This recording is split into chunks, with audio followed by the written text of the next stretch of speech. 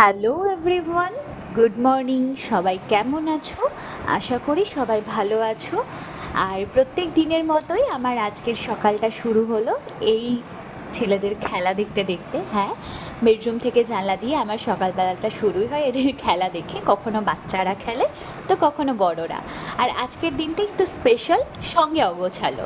যদি বলো কেন, আমরা আগামীকালকে বাড়ির উদ্দেশ্যে রওনা দিচ্ছি। হ্যাঁ, মুর্শিদাবাদ বাড়ির উদ্দেশ্যে মা আর আমি রওনা দিচ্ছি।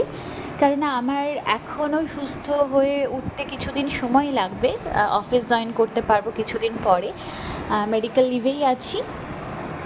কিন্তু ডক্টর পারমিশন দিয়েছে যে বাড়ি চাইলে আমি যেতে পারি। তো মা যেহেতু খেয়াল রাখবে, মা প্রায় দীর্ঘ 1 বছর এখানে বাড়ি ছেড়ে কলকাতায়। তো বাড়ির অবস্থা ওদিকে খুব খারাপ।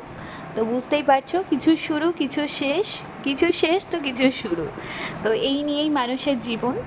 তো স্মৃতিটুকুই শুধু মধ্যেখানে থেকে যায়। সেই স্মৃতি নিয়েই মানুষকে আনন্দে থাকা উচিত। আমি এই অসুখ থেকে না সেরে ওঠার পর এটা খুব ভালোভাবে শিখেছি যে দুঃখ দেওয়ার সময়েরও অভাব থাকে না, লোকেরও অভাব থাকে না, কিন্তু আনন্দটা নিজেকে নিজেই দিতে হয়। আর যে পরিস্থিতিতেই থাকো না কেন, তার থেকে যদি আনন্দটাকে তুমি বেছে নিতে পারো, এর থেকে ভালো কিছু আর হয় না। তো এটা আমার কাছে খুব আনন্দের যে এই জায়গাটাকে আমাকে ঠাকুর দিয়েছে, যে আমার আশেপাশের বন্ধুবান্ধব বা পরিচিত মানুষেরা আমাকে এতটা উপকার করেছে যে আমি এই জায়গায় এসে সুস্থ হয়ে সব কিছুই যেন একটা আশীর্বাদ। তাদের প্রত্যেককে আমার মন থেকে ধন্যবাদ।